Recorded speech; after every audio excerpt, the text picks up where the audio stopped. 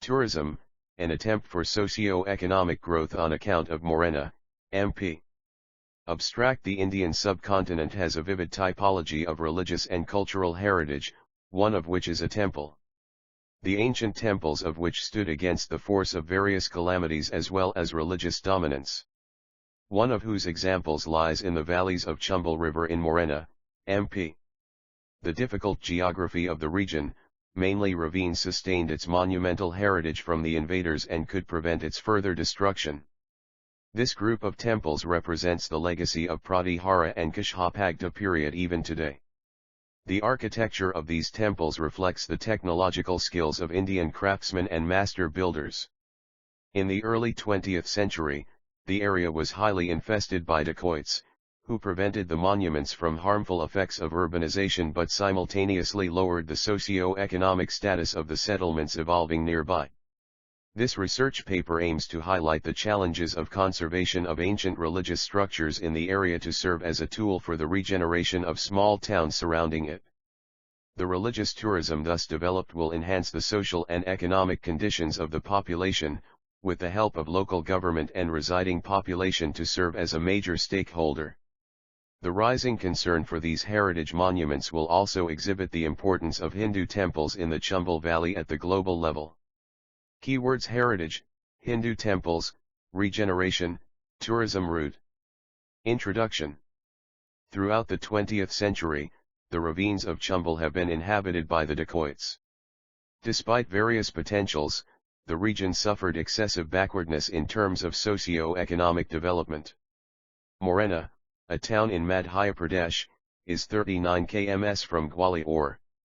The town is strategically located as NH3 passes through it, which links the Agra-Mumbai corridor. The main occupation of local people is agriculture, but due to excessive gully erosion of Chambal River and its ravines, the region faces crises in terms of agricultural production.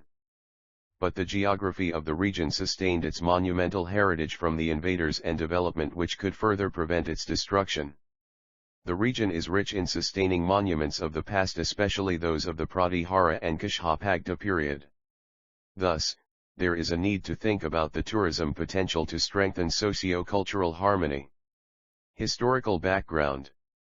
The history of Morena could be tracked from the prehistoric period by the presence of painted rock shelters along the Asan River.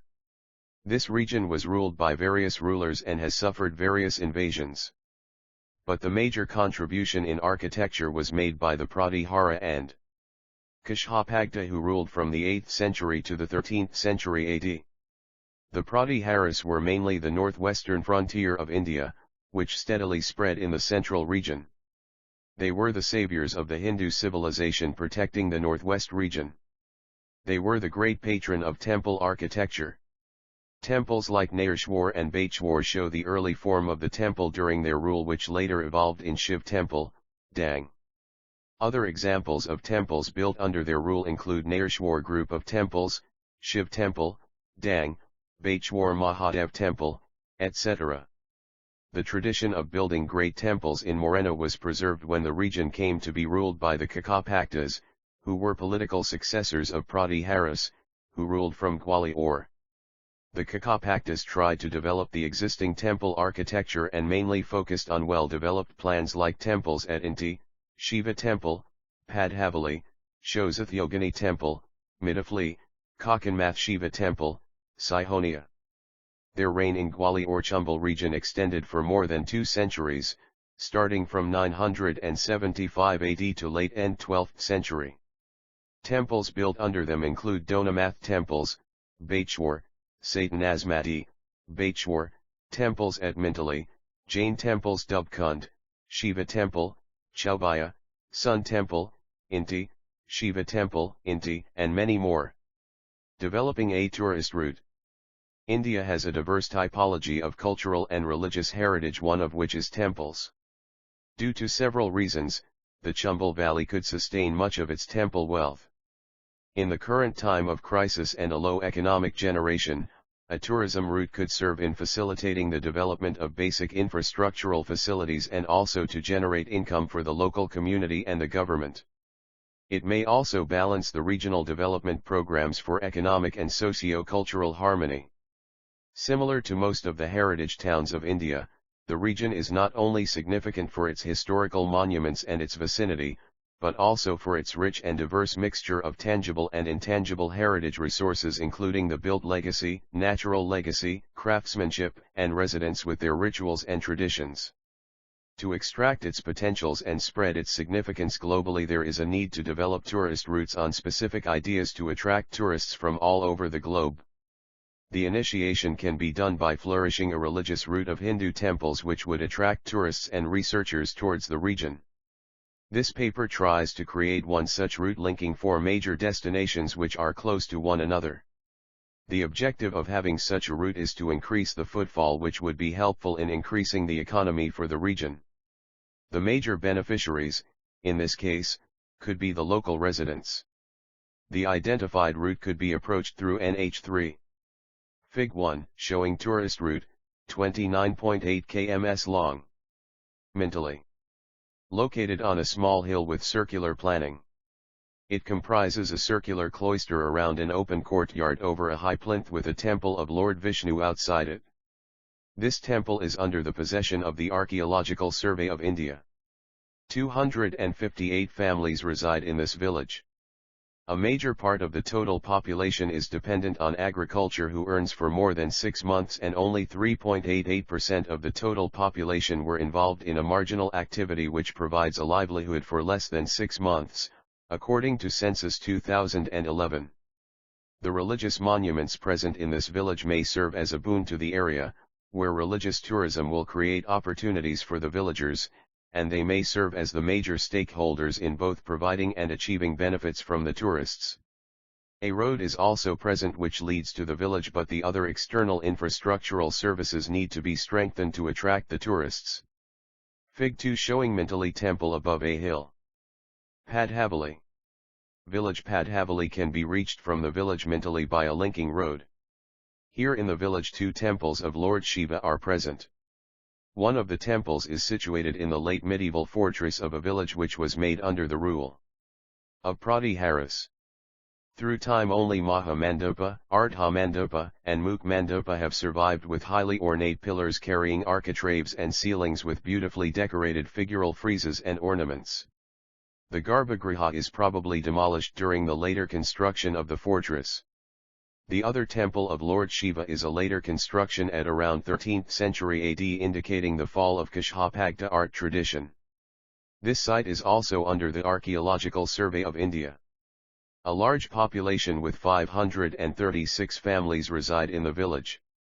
A major part of the total population is dependent on agriculture who earns for more than 6 months, and only 3.88% of the total population were involved in a marginal activity that provides a livelihood for less than 6 months, according to Census 2011. There is a road which leads to Padhavali, but the other external infrastructural services like water supply, electricity needs to be improved. Activities like landscaping, development of parks, fencing, compound wall, engaging tourists in rituals and practices of villagers, etc. may also prove to be effective in attracting tourists and developing the site. Fig 3 showing temple at Padhavali. Baichwar group of temples. 2 kilometers southwest from Padhavali is the Baichwar Valley forest area. A large number of early medieval temple remains are scattered, with many temples in a tumble-down condition. These temples majorly belong to the era of Pratihara except for the few, namely, Donamatha Temple and Satanasmati Temple, which were built under the rule of Kachhapagta. In the midst of these temple is a step tank which still provides water in the area. One of its major sites is the Baichwar Mahadev Temple, which is under the protection of the Archaeological Survey of India. The approach road leading runs through the midst of the Baichwar forest valley. As compared to other sites, this temple precinct has partially developed a landscaping and a park area. Many of the temple ruins are reconstructed and the conservation work is still under process. Apart from this, there is also a need to develop a tourist center which may also enrich the site and serve the tourists.